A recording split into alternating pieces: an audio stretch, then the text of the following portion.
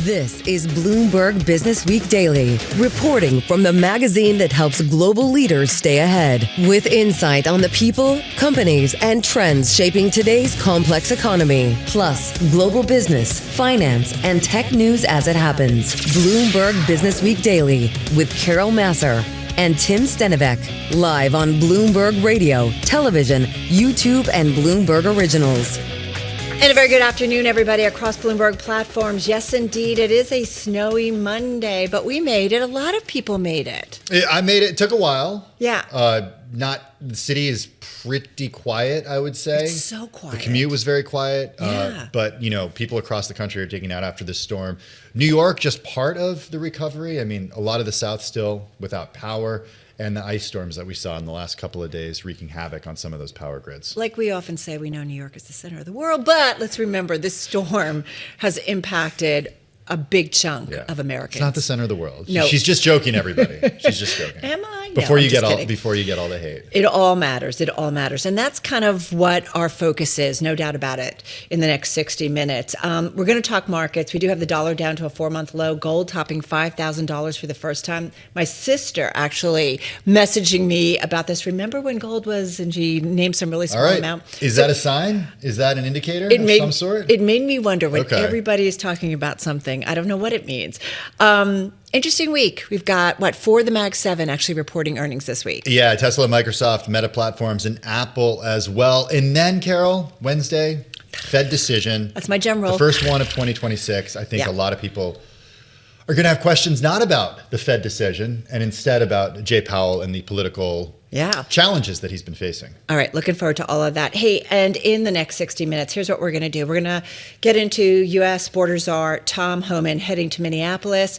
We're going to get into a decade in a year of inflows where money is and should be going towards. We're going to talk about that this hour as well. And a check of the C-suite in manufacturing, Fastenal CEO on the manufacturing economy and being a CEO in today's volatile and stressed world. All right, let's get to it. Let's get you caught up to date on the market trade. Here we go. Here's Charlie Pellet. Hi, thank you very much. Equities higher across the board. A lot of big moves in commodities. We'll get to that in just a moment. But the Dow, the S&P, NASDAQ all in the green. S&P close to session highs, up 44 right now. 69.60 where we stand. That is a gain of 0.6%. The Dow also up 0.6%, up 285 right now. S&P, by the way, 69.60. We've got NASDAQ up 0.7%. The NASDAQ 100 index also up by that amount. Interestingly, though, the Russell 2000 index of small cap shares, a disconnect there. That index right now lower by 0.3%. The Mag 7 index with 4 out of the 7 reporting this week up 0.8%. The 10-year 4.21%. The 2-year right now at 3.58%. Gold is up 1.3%. 50.50 the ounce. Did see a print of just about 5,100 earlier on gold, while silver is surging 6.4%, $109 now on spot silver. Bitcoin at 88,400, up 2.2%, and West Texas Intermediate crude 60.65 a barrel, down 7 cents. Cannot ignore the move in natural gas. Look at that, up 26.3% right now. Nat gas 6.65 per million BTUs. Target's incoming CEO has sent out a video message to employees acknowledging, quote, the incredibly painful violence in Minneapolis. This after a second fatal shooting by federal agents in the company's hometown. More than 60 CEOs at some of Minnesota's biggest companies, that would include Target, 3M, General Mills, Best Buy, Land O'Lakes, and Cargill, are calling for an immediate de-escalation of tensions between local and federal authorities. This in a public statement issued over the weekend. Target shares, they're down today. Target trading lower by 3.7%. Again, recapping, stocks pushing higher. S&P up 0.6%. Natural gas with much of the country in a deep freeze right now, up 26%. I'm Charlie Pellet. That is a Bloomberg Business Flash. All right, Charlie, thank you so much. I'm sure by now you know that President Trump is sending U.S. Border Czar Tom Homan to Minneapolis amid a growing outcry over his immigration crackdown that was inflamed last weekend when federal agents fatally shot a U.S. citizen. Now, this is happening as a growing number of Republicans called for a full investigation after federal agents shot and killed that protester in Minneapolis. It's really, Tim, and you really stressed this on our call this morning about we're seeing some tensions within within the GOP. Yeah, it's a sign of unease within the party about the administration's aggressive immigration tactics. We're seeing some members of Congress talk in a way right now that they don't typically talk about and going against what the president says. Remember, we're in a different political environment now than I think it's fair to say we've ever been in. And CEOs starting to speak out. And we're going to dig into that over the next 60 minutes as well. We want to bring in Wendy Schiller, certainly well known to the Bloomberg audience, professor of political science at Brown University. She joins us from Providence, Rhode Island. Wendy, good to have you here. President Trump was out on social at 11:39 a.m. Eastern, saying he had a very good call with Minnesota Governor Tim Walz, expects to speak to him again in the near future. He said that Walz called the president to request to work together. A lot going on. What's your read on all of this? The president sending Tom Homan. If Governor Walz indeed did call the president, what's this say all to you, someone who studies presidents, studies administration, studies the core and foundation of America? Well, I mean, I think what you're seeing are two different political actors with very different incentives. Walz is not running for re-election in Minnesota, but he's the governor. He's responsible, and he's got this huge federal presence that is basically spinning out of control on the streets of his own state. And he wants to reassert authority in the sense of calming things down, not necessarily disobeying the federal government, but calming things down. President Trump has other things he thinks he wants to get done. It's not just that it's a midterm election year. This is freezing up his presidency. Basically, this sort of spin out of control for the Department of Homeland Security in their tactics, not their aims or goals. President Obama deported more than 2.4 million people in his 8 years as president. So I think the American public has patience for the effort to sort of say, okay, if you're not here legally, then you have to leave. But, you know, he's underwater in the 60s, meaning more than 60% of Americans disapprove of ICE tactics. So it's spilled out not just from ICE, but certainly to his entire presidency. Now the Congress is saying, we don't think we will fund the Department of Homeland Security. So by the end of the week, you could have some agencies funded, but you could also have a partial shutdown because of Homeland Security. And so that is sort of throttling up all of President Trump's energy and agenda, and he's got to clear the decks. Wendy, on the company side of this, I think this got a lot of our attention when this happened, because this is sort of like, you know, we're watching at Bloomberg what these companies that are based in Minnesota, what they're saying. And I was surprised to hear over the weekend that Target, United Health, 3M, Best Buy, among others, addressing immigration actions in Minnesota, some calling for peaceful de-escalation, emphasizing compassion. The NBA issued a statement saying it must defend the right to freedom of speech, and they stand in solidarity with the people of Minnesota protesting. Is this a turning point that has any effect on the president and his policies?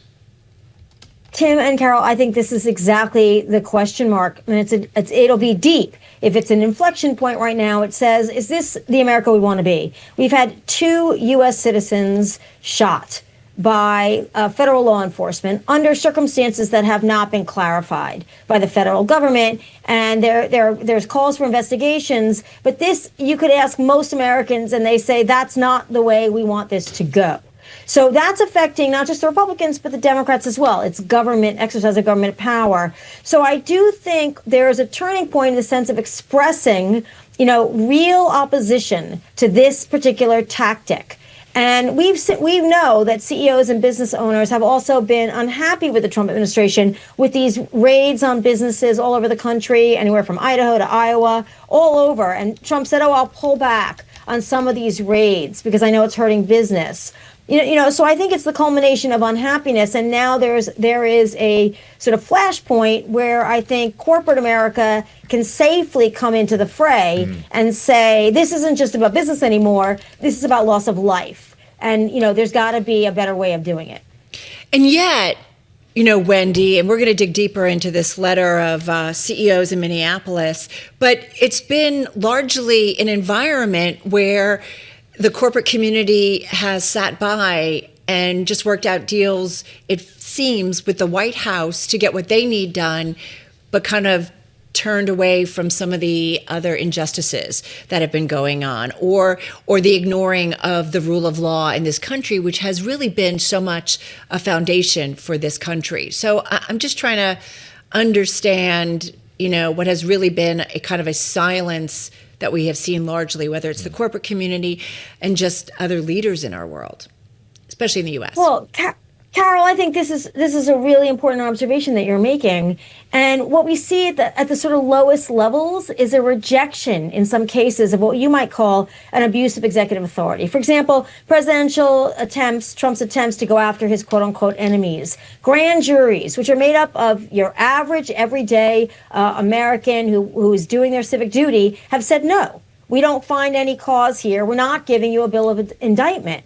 And that's a very important democratic mechanism at the lowest level, which is saying no to overreach of power. So I think when businesses start to see that the average American is standing up and saying no, whether it's in a grand jury room or it's on the streets in Minneapolis, I think it gives them more backbone, really, to step up and say, okay, enough is enough. Wendy, though, let me just counter. Is it really backbone, or is it just, well, okay, midterms coming up, it's not looking really good, I can start shifting around? Same thing for members of the GOP.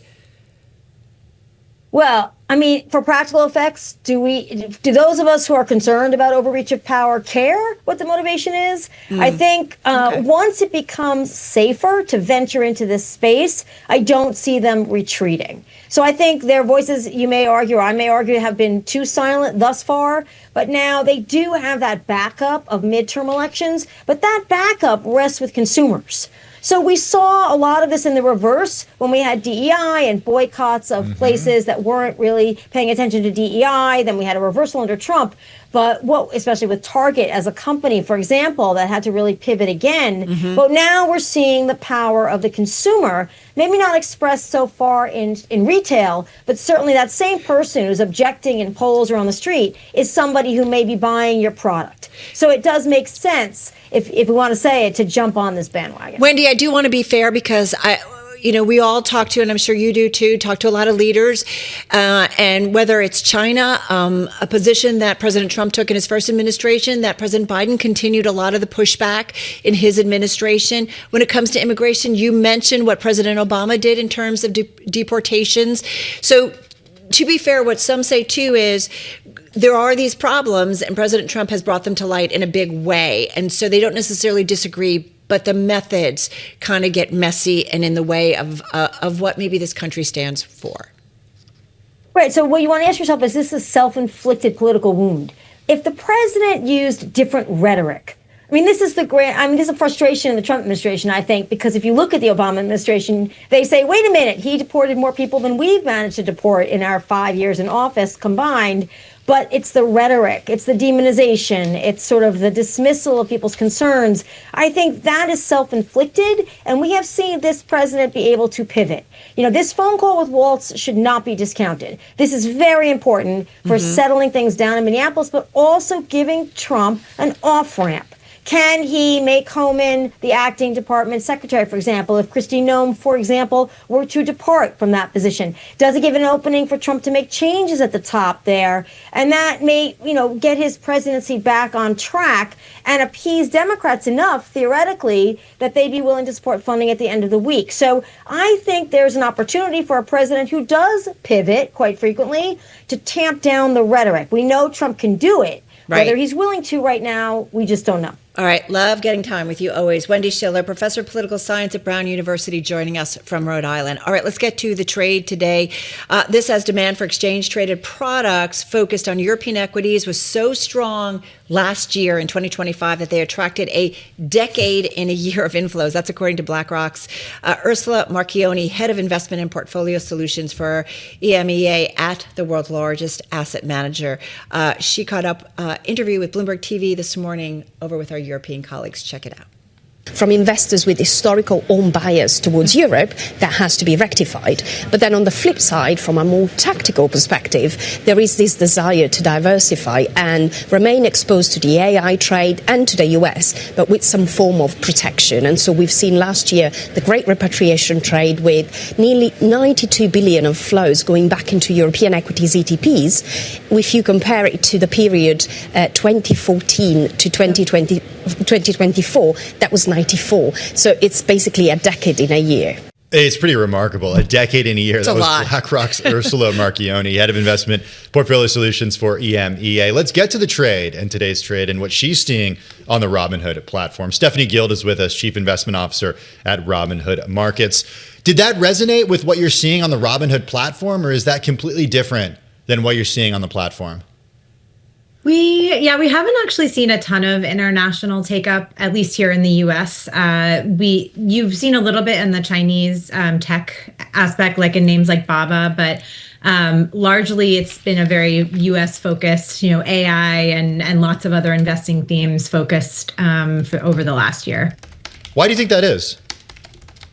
I think our customers take sort of a long-term view, and they like to invest in things that they know and understand, really no different than, past generations. And I think they feel that they know and understand, tech, and can understand kind of the long-term secular growth trends that can come from parts of tech, and are willing to take that risk, even if it's in the space like quantum computing, which is still, in sort of discovery phase. Do you think that has to do with some of who are actually on your platform? In other words, the demographics that I think, I don't know. Then maybe they've only seen U.S. equities outperform, right? Like exactly. That's not the world that you lived in for much of what you've done. Right. It could be absolutely part of that. I mean, it's the same kind of thing as like, has a generation ever seen value outperform growth? Yeah.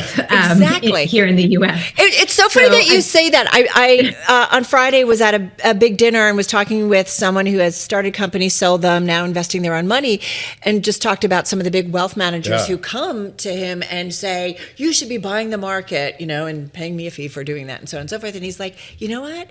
I haven't bought the market. I've actually doubled down on those big tech names and have outperformed the market, even though if you think about the last few years, people keep saying, oh, back off some of these, it's time to diversify.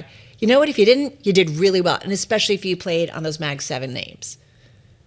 Yeah, I do think it's shifting now. Like I'm sort of a student of looking at the market and saying that once you had sort of a post-COVID world, I do think the fact that we have interest rates has shifted what is possible and can outperform.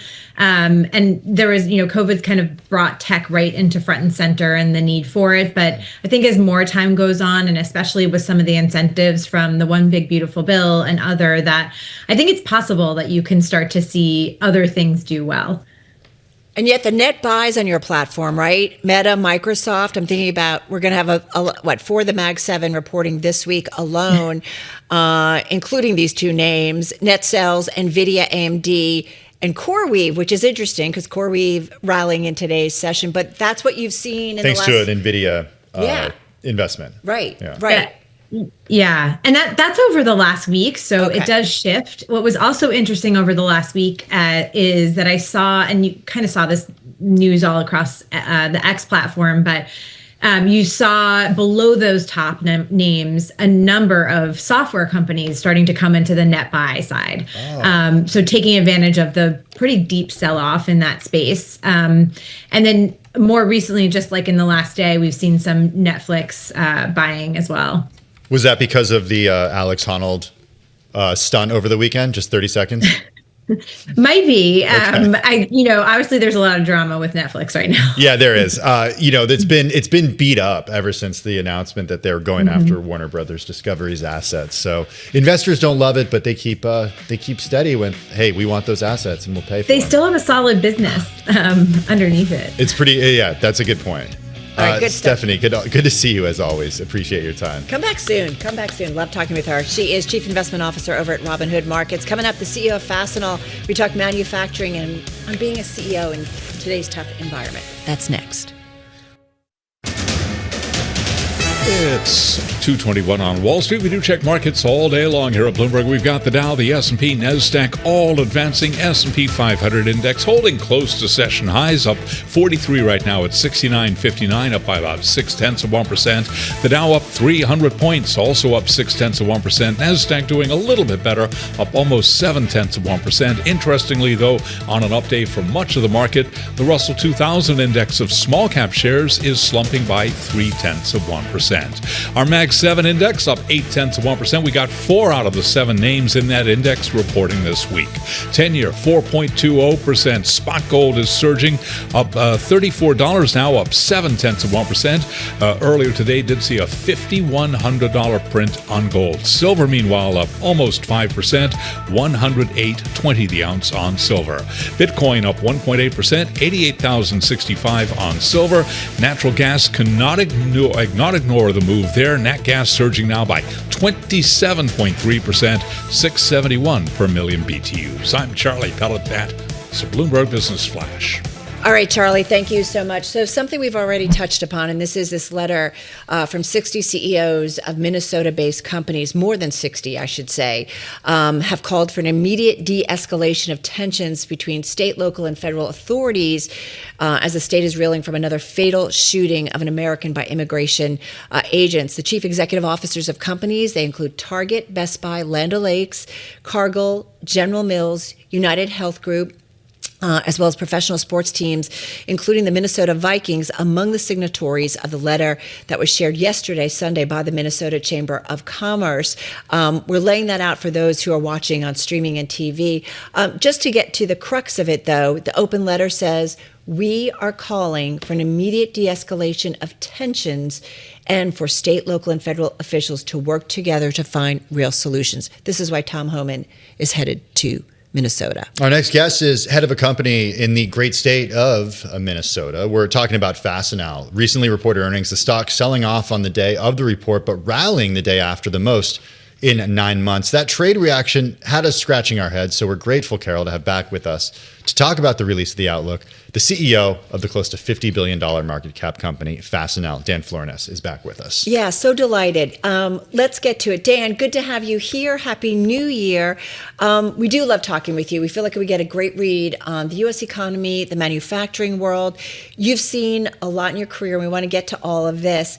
But I really do feel like we'd be remiss to not ask you about what's going on in your home state. And I feel like those who are listening might be curious if you were asked to sign this letter of CEOs who want a de-escalation of what's happening in Minneapolis specifically. So were you aware that this letter was happening, or were you asked to sign it? First off, Happy New Year, and thanks for allowing me to participate today. I was not aware of it. We're outstate Minnesota. We're about 2.5 hours from the Minneapolis-St. Paul market. And so it's not uncommon. It's a pretty tight-knit group up in the Twin Cities, and was not aware of it going out. With that said, was not surprised by it going out, and it seemed to be pretty common sense of, hey, let's dial down the heat. So would you have signed it, though, if asked? Yeah, I would have signed that. We talk so much about leadership at this time, and I am curious what you see as the responsibility of leaders in the United States when we see situations happening where it feels like, and again, I don't want to get political, I don't want to take sides, but it does feel like Americans are being, what some would say, is targeted unfairly. Yeah, I think as a leader, one of our tasks are to create some calm in the air. I think back a few years ago when COVID was going on, it seemed like everybody every day turned everything into a political thing.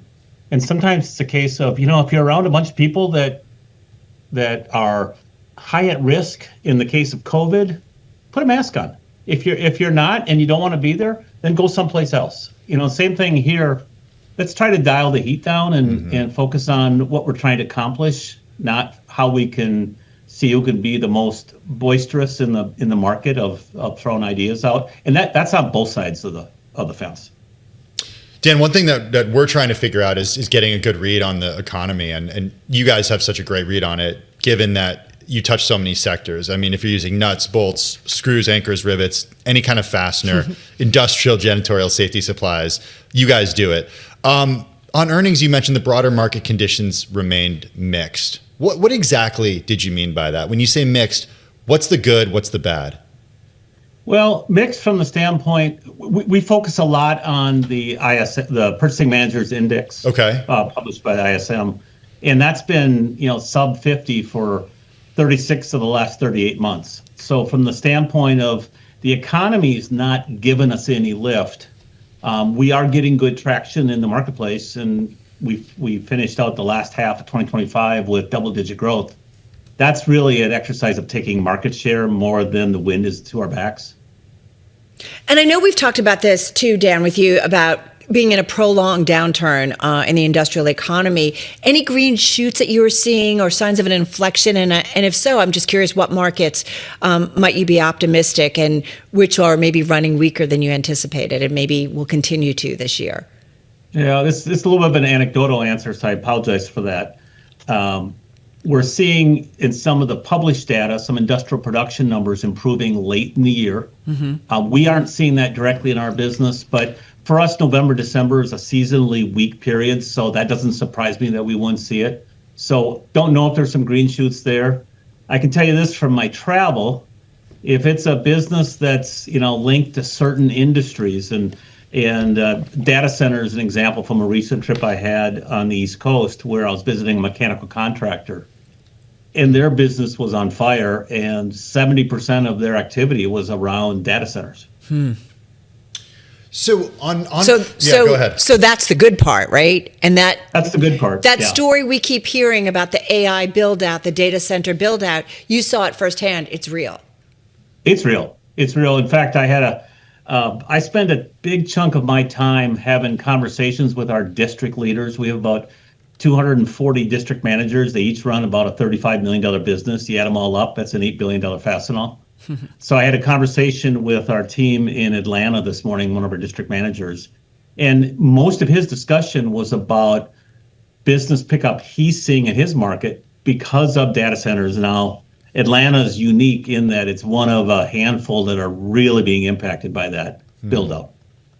What is the pricing power, Dan, that the company has right now? Because historically, during periods of inflation, you've been able to be pretty aggressive with price increases. I think people would argue you weren't as aggressive as you could have been in 2025. What's the barrier to pushing price more aggressively?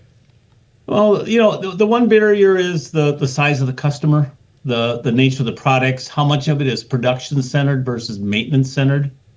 And because when it's production centered business, you have customers buying a very large volume of narrow band of SKUs. And their price sensitivity is different than if it's MRO and they're buying, $100 of this and $100 of that. One of the things I want to ask you too, there was a story on my read-in this morning, Dan, in terms of Volkswagen saying that they had plans for a possible Audi factory in the United States. They're not progressing due to President Donald Trump's tariffs and unsuccessful talks for local incentives. So we have certainly seen an administration that talks about all the investment money coming into the U.S. And I think we here at Bloomberg continue to try and figure out how much of this is actually going to play out. You can say you're going to invest, and then there's the reality of actually building facilities. First of all, tariffs, and I know we've talked about this with you in the past, so forgive me if I'm repeating, but you're thinking about outsourcing. How have tariffs changed that, especially when it comes to fasteners, I think primarily sourced from China and Asia. So I'm just curious how any of it's been shifting for you. Yeah, so you are absolutely correct. Most of the fasteners in this country, in North America in general, come from Northern Asia, China primarily. Obviously, huge impacts. And for us, what it's meant is for about the last 7 years, we've been actively expanding our ability to import fasteners because there's still not a lot of domestic production. And so when I think back to 2018, our primary sourcing entity was based in Shanghai with a secondary location in southern Taiwan. Today we have personnel in Bangkok, we have personnel in India, and that's where all of our growth and movement of sourcing personnel has occurred over the last 7-8 years to just broaden our ability to be a little more agile in where you source from, depending on the geography it's going into. So that's on the sourcing side, but what about on your customer side and about customers moving manufacturing back to the U.S.? Are you seeing that happen? Are you hearing discussions of that? Yeah, I guess, anecdotally, yes. I can't say that we've seen a tremendous influx. What I would say is I hear less about stuff leaving than maybe I would have, 10 years ago or 5 years ago. And that in itself is a win from the standpoint of production. But, a lot of it is folks are getting closer to where the end customer is for a lot of our customers. And so when I see customers expanding production facilities in North America, and I'll say more broadly than North America rather than just the United States, it's usually to service more efficiently the local market. Mm-hmm.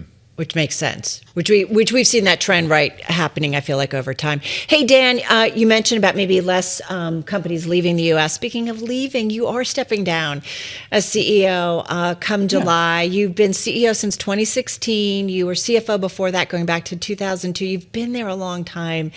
And I know last time you were on, I asked you a question about this cycle, and I was not very kind. I got yelled at by my team because I think I gave you 20 seconds. But I wanted we do get yelled at. You get 25 seconds now. No. You've got almost 2 minutes. How do you describe this cycle? Because it feels unusual.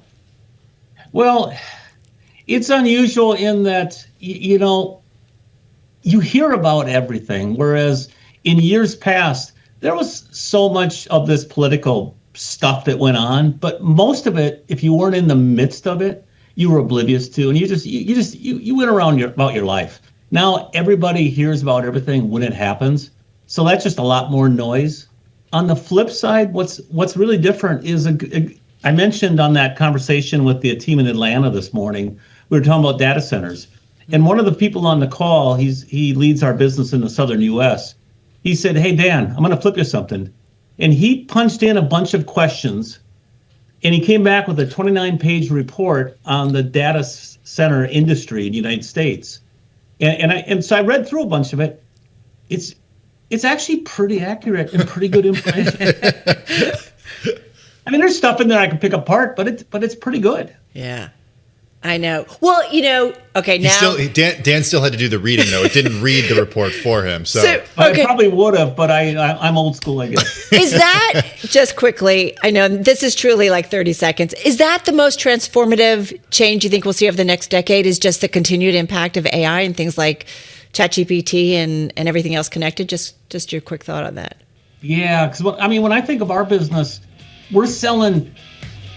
tens of thousands of different parts to customers every day, and the ability to improve the visibility for folks sourcing all that stuff is an incredible efficiency tool. All right. Dan, come back soon, especially before you leave in the summer. Dan, thank you. It's 2:40 on Wall Street. We do check markets all day long here at Bloomberg with the Dow, the S&P, NASDAQ pushing higher. S&P close to session highs right now. Russell 2000 index in the red. Right now, the S&P up 45 at 69.61. That is a gain of 0.7%. The Dow also up by that amount. NASDAQ as well. The NASDAQ 100 index up 0.6%. But we've got the Russell 2000 index diverging. It is down today by 0.3%. The Bloomberg Mag 7 index ahead of 4 out of the 7 members' earnings this week, up now by 0.8%. 10-year currently yielding 4.20% with a 2-year 3.58%. Gold is surging another 0.9%, 5,034 now, trading at a record, breaking through 5,000. Indeed, we did see a 5,100 print earlier today.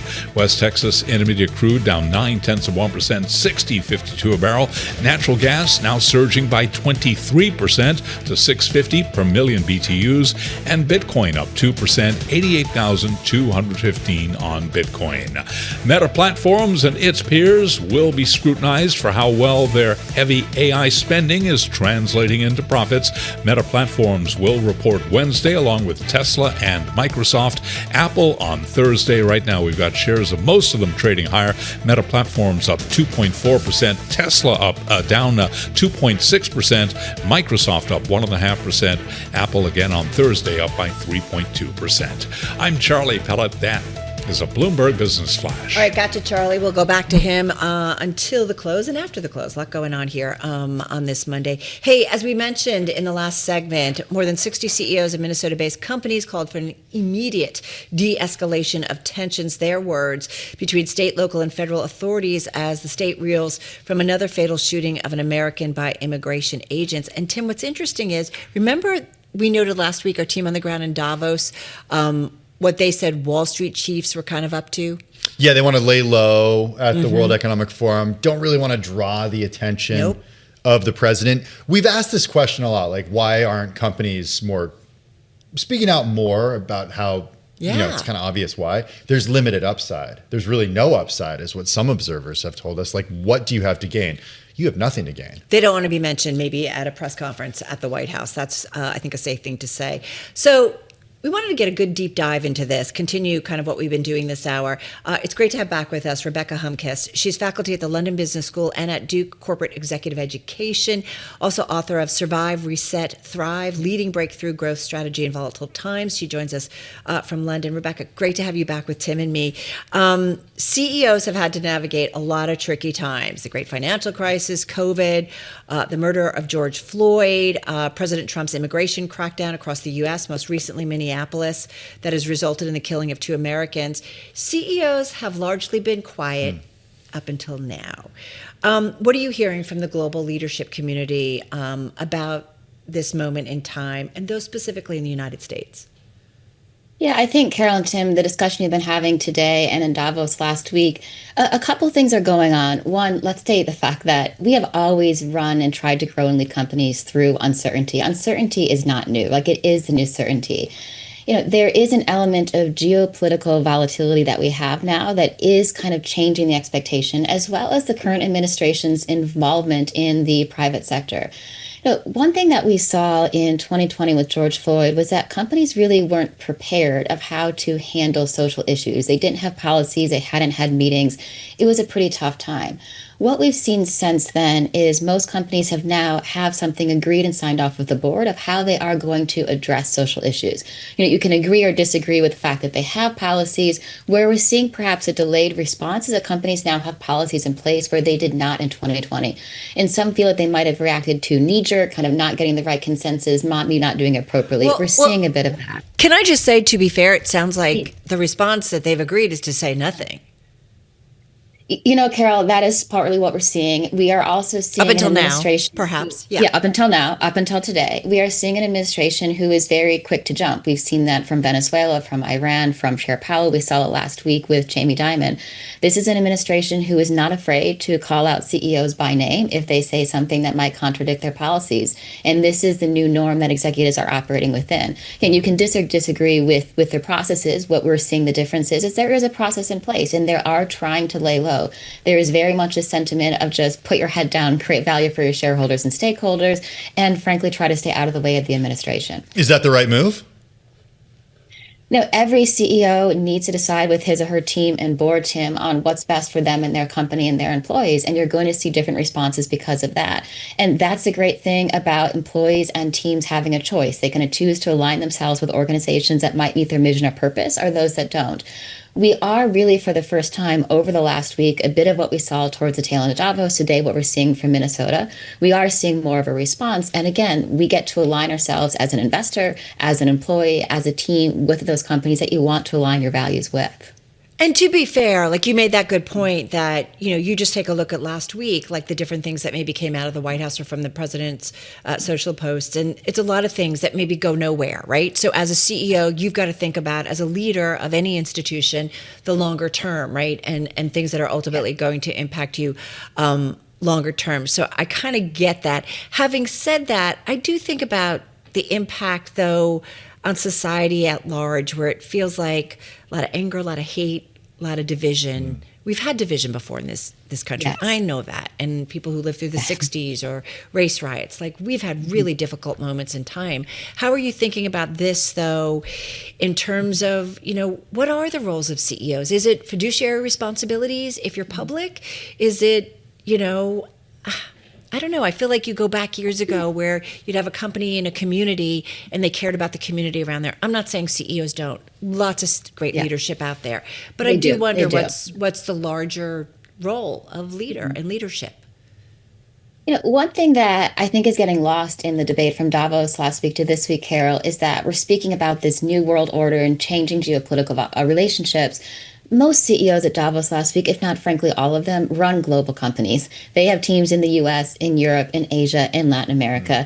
And these teams get along. And these companies are proud to be global companies. So while we're making a lot about what's going on a political level, that same rife country to country, region to region is not happening inside our global companies. And I think we need to remember that, right? And kind of separate what we're seeing there. Again, for companies, we're seeing different aspects. You are a fiduciary responsibility if that is your role as a CEO. Which is why we're seeing CEOs sometimes take a stand or align with the current administration in a way that you might want. But that is the power of having the ability to move across different ones and, again, align with those who do share your values. I think that we are seeing, over the past couple of days, a tipping point, and companies that were silent are finally now saying there are things that we need to stand up about, and we might see even more of that going forward. We're seeing that on a policy level, as we saw from JP Morgan on the credit cards. We're seeing that on a social level, as we're seeing from the CEOs in Minnesota today. You bring up a really interesting point about these global companies, and so many American companies have revenues from all over the world. There's a really interesting Bloomberg Businessweek story about how Canadian skiers are not coming to U.S. mountains as a result of the president's rhetoric and the president's policies, and how it's really hitting some of these mountains pretty hard. Jay Peak in Vermont, for example, seeing a real toll from there. What is the right way for an American company to communicate to the U.S., but also communicate to customers outside of the U.S. so one doesn't alienate the administration, but also at the same time does not alienate international clientele? The majority of American and Canadian companies have very strong relationships with the other, Tim, and I'm not seeing that change at all. We are seeing on a strategy and structure aspect, trying to get a little bit more production or manufacturing either in Canada or the U.S. If you're heavy in Canada, you might be trying to build up a bit in the U.S. If you're heavy in the U.S., you're probably trying to build up a bit in Canada or with Mexico. But, continuing these relations, it's really, we're not seeing this strife at the company level that we are on the political level across customers, across suppliers, across partners. And what we're seeing, again, on a political aspect, we're not seeing replicated when it comes country to country, when it comes company to company, when it comes to our CEOs. And I think that's a good thing, right? You're not seeing it in kind of employees in companies, you're not seeing it across CEOs. The trading relationships remain very practical. What's the best way we can set each other up for success? What's the best way that we can make sure that we can both continue to serve our customers with as much continuity as we want? And that sometimes means having a higher cost burden. Continuity is trumping cost when it comes to making some decisions now. But when it comes to the relationship aspect, I'm not seeing that fracture. And I work with hundreds of CEOs across different countries. I'm not seeing that fracture at all. Interesting, especially when you think about, take it to an investment perspective, especially with companies with global exposure. Rebecca, so glad we got some time with you once again. Dr. Rebecca Homkes, faculty at the London Business School and at Duke, corporate executive education, author of Survive, Reset, Thrive. When we come back, more on Minneapolis. This is Bloomberg Businessweek Daily with Carol Massar and Tim Stenovec on Bloomberg Radio and Television. All right, everybody. I don't know about you, but I actually stayed in a hotel last night. I don't live that far. In the Hotel Stenovec household. What? Yeah, that's where I stayed. But you made and I got a wake up call very early in the morning from a 7-year-old. Oh, yeah. Hey, Dad. Yeah, it's all good. How was your trip in this morning? Not bad. Not bad. All things considered. I waited a long time. Kids didn't have school, so I helped out at home with that. Okay. Very empty.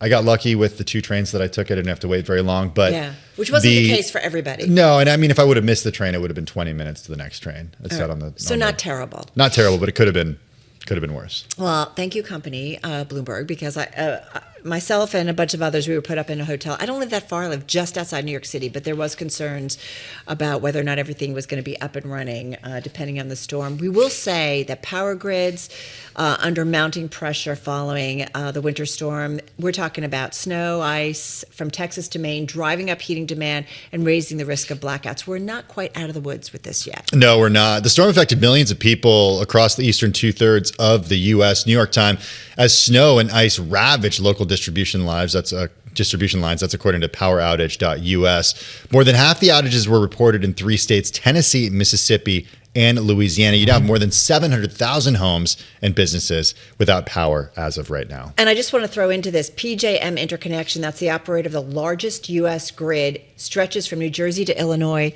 declared a level 1 emergency for Tuesday, tomorrow, which means every power plant that serves the region is required to be ready to run full tilt. So we are definitely seeing some stress out there. All right, it's the heaviest winter storm in years, dropping mounds of snow on New York City. In Central Park, about a foot of snow.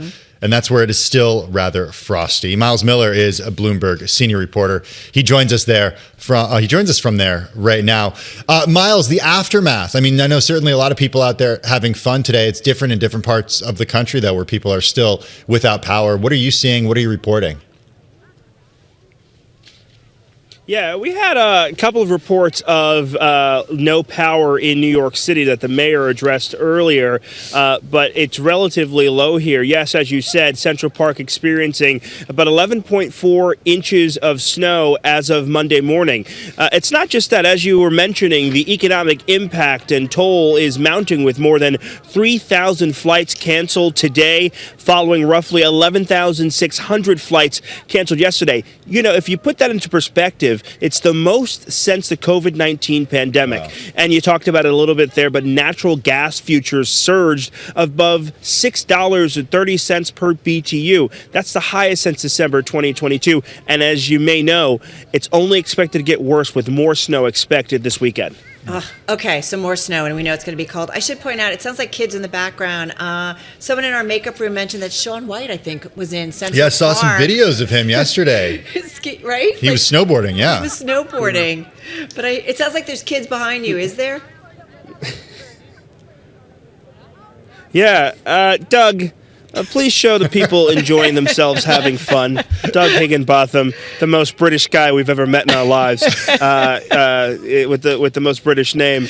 Sledding going on. This hill is a little steep, and so I'm concerned. But there's some folks in the distance there, getting some. Oh yeah, wow, getting some miles in and all of that. Yeah, Central Park definitely a place where people are having fun this morning and this afternoon.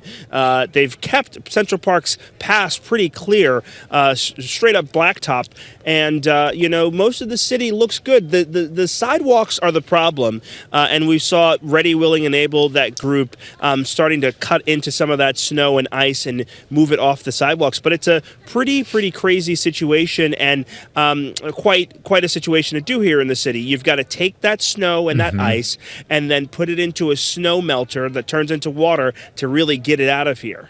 Yeah, that's going to be a long process given the weather forecast over the next 10 days or so. Hey, Myles, before we let you go, when you're not freezing out there in Central Park, usually you're covering Homeland Security for us, so we'd be remiss if we didn't get your take on the president sending Tom Homan, Border Czar, to Minneapolis amid this growing outcry over the immigration crackdown. What are you hearing from sources right now? Yeah, I spoke with the White House this morning, and what I'm told is that Tom Homan's going to be leading ICE operations there, basically being the operational head, former ICE, field director under the Obama administration, someone who's very keen on hitting these targets for deportations. He'll be focused on ICE's efforts, not the efforts that CBP was working on, but ICE's efforts to go after what they're calling the worst of the worst criminals. What we saw this weekend was an instance in which there was a targeted operation. As you may have mentioned earlier, that person was there observing that situation, had a gun. It appears that he was disarmed, and that the shooting happened after he was disarmed. That is all subject to an Office of Professional Responsibility investigation by CBP. But Tom Homan will be there, the public face of the administration, to lead these efforts going forward. And we're expecting to hear more from the president about that in the coming days. All right. Appreciate the update. I bet it's cold out there. Tea and crumpets for both you and Doug, I'm just going to say. All right. Be well. Myles Miller, senior reporter, Bloomberg News, joining us from Central Park, New York City, so just a few blocks from where we are. Hey, folks, that's going to do it for the first hour of Bloomberg Businessweek Daily. If you're watching on television, the close coming your way. We continue covering all of these stories as we count you down to the close. This is Bloomberg.